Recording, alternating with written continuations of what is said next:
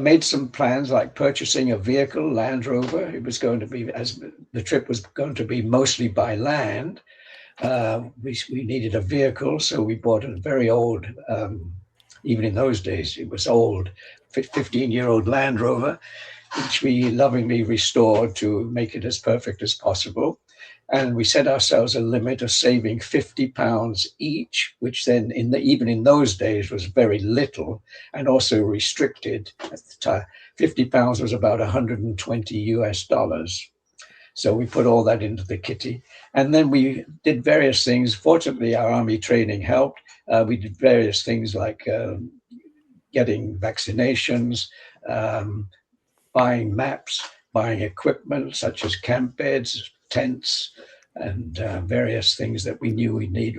Backpacks or rucksacks, as they used to be called years ago. And to prepare, it was going to be an expedition, but we didn't know how and where it would lead.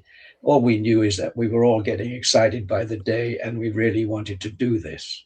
So I think the most exhilarating part of your story, David, is the preparation for traveling. I think it's the same, but the way you did it, it's very different. And that was in, did you say the early 60s correct. when you started your plans? And by that time, you don't have any like GPS. You use the old Absolutely. way. So tell us, I really would love. Absolutely. I mean, yes, there was no GPS, of course, no computers. Not We did have compass and we did have maps, and of course, it was all map reading. Yes, and telephone hardly used because telephone calls were expensive. And what else didn't we have? There were so many things that we now have and make traveling so easy, but in those days we had very Exactly. little, and but we made it somehow made it work. So I really would love to. Myself and the audience would love for you to tell us how. So you have this world map, right? Huge in those days. So what did you do? You go mini mini miny mo, and then you put your finger. What was the process? Um,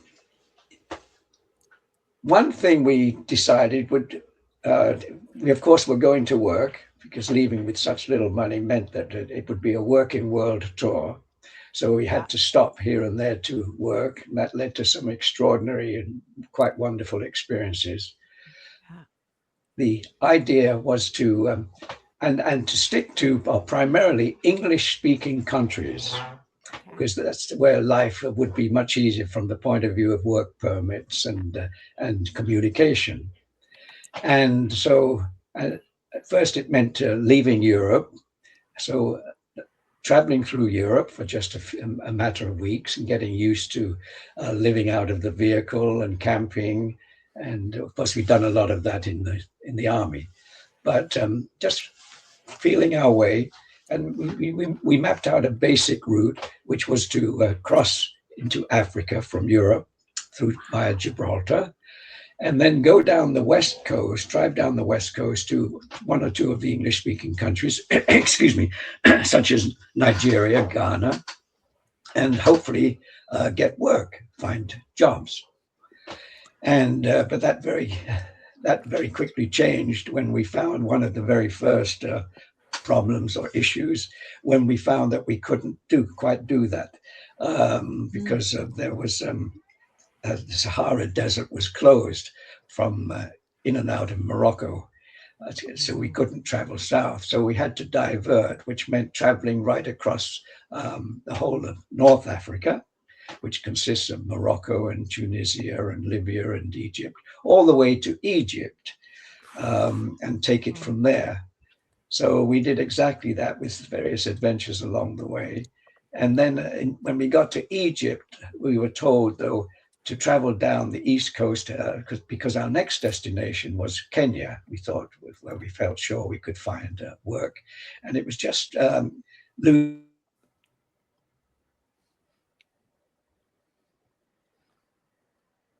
without too many limitations.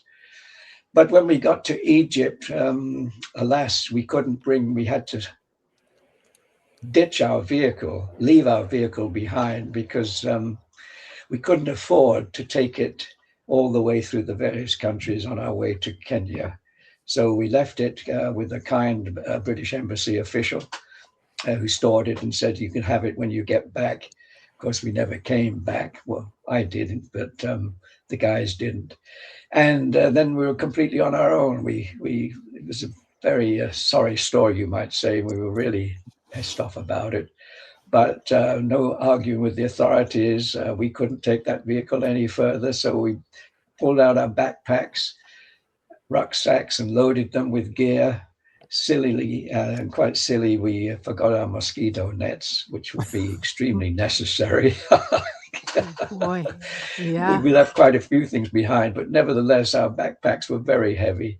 And we hitchhiked and took a Nile steamer, which, get this, took 10 very muggy, hot, uh, monotonous days through the famous Sud, which is an impenetrable swamp in the heart of the Sudan. And yes, that was a trip of 10 days and not to be forgotten. Eventually, and then we hitchhiked once we got into Uganda and so on. And eventually we all uh, arrived in Nairobi and found a place. We met a Boy Scout, and he suggested that we come and stay at the Boy Scout headquarters. So we had these various invitations throughout our travels, and which was quite wonderful. And yes, we all found various jobs, which kept us in Kenya for Kenya, sometimes called Kenya by others. We stayed in there a matter of several months while we worked and saved enough money to take us then on our next leg to South Africa. South Africa.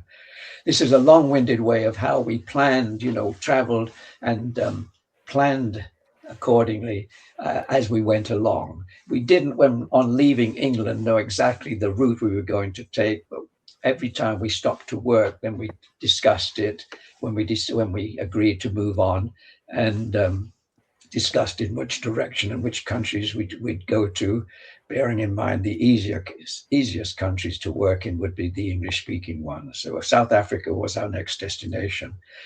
And other destinations became, as the trip increased, became places such as India and Japan, Australia, New Zealand, Latin America, etc., etc.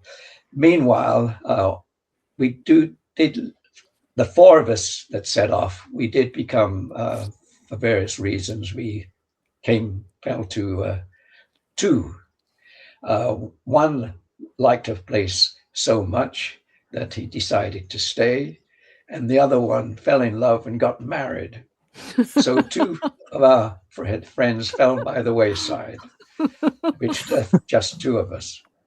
And Dave, Yeah. David, yes, I wanted to mention as I was listening to you, it feels like you're going to a university of your own, like the world was your university. The every stops, every experiences, and every meeting became a lessons or And every change an of plans. education. Mhm. Yeah, and every change of plans became an education. And as if I'm imagining as if I was with you at that time of traveling at age 23.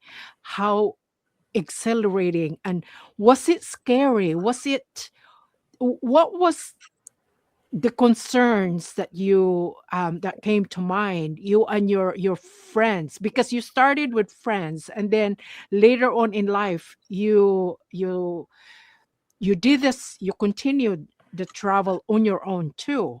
How was it for you at that time, like the lessons you've learned? And the reason I'm curious about this is I wonder for young people who are listening to this, and even young, like older uh, people who are perhaps thinking about this, Recent retirees.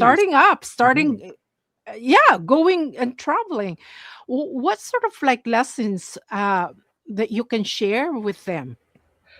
Well, it's a very different world.